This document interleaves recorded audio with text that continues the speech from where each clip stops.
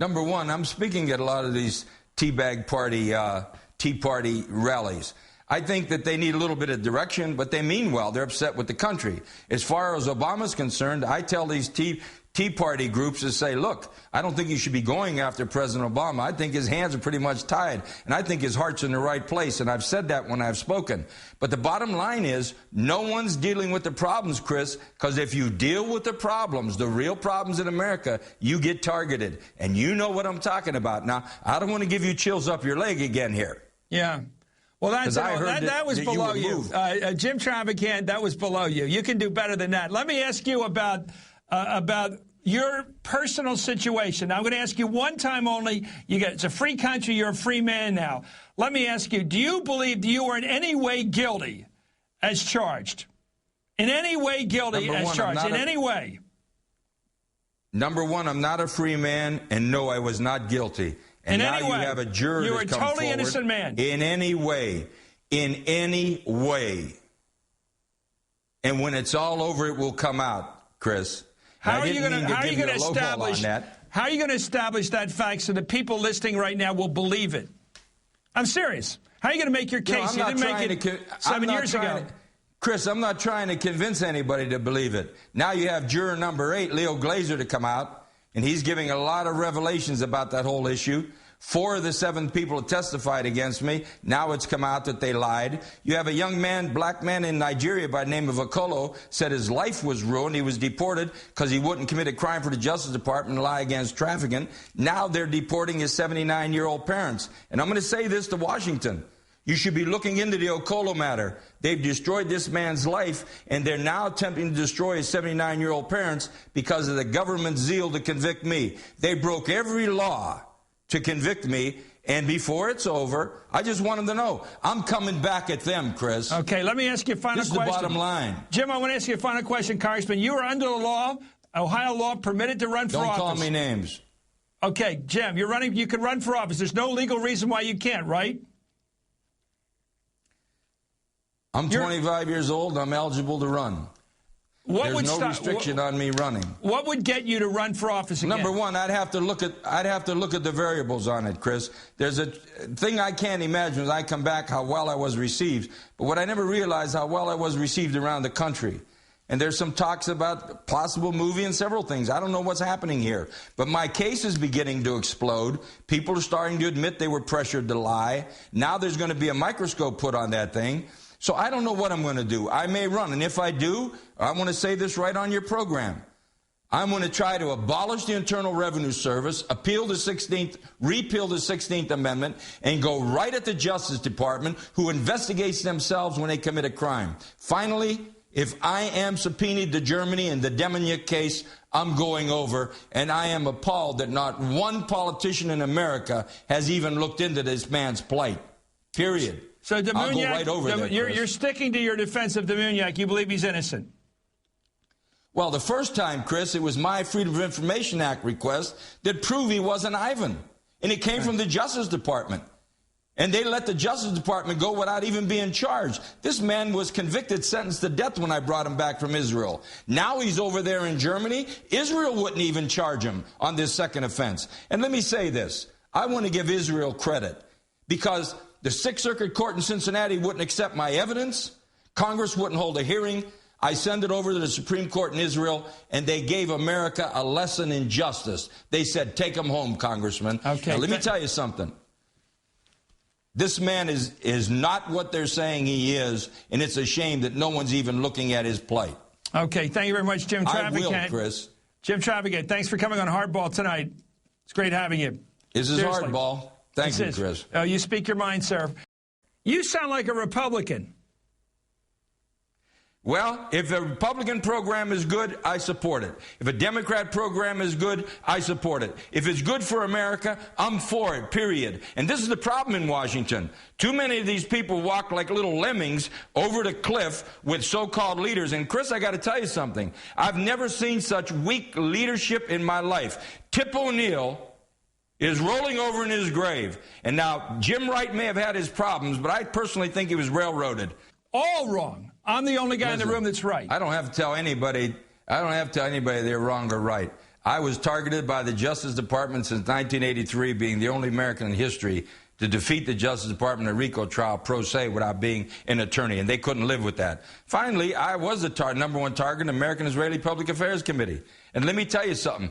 People are scared to death in Washington to say what's wrong with the country, because if you rile some big people, you're done. They're more concerned with perpetuity than what's good for the country. And the country's going to hell in a handbasket, Chris. Well, let's talk. This is a very serious problem. Look, that they're basically scared to death of the interest groups, scared to death of the people that buy their campaigns. Chris, what are you actually saying about the system? Chris, years ago on the House floor, on a foreign aid debate, I called the members of the House of Representatives a bunch of political prostitutes. They demanded my words be stricken. They jumped up like 100 wounded TV evangelists. So finally I said, okay, I apologize to all those people who were offended, and to those who were not offended, I commended them. But when I went outside, there's this little stringer group, and they said, tell us what you really feel, Jim. And here's what I said, Chris.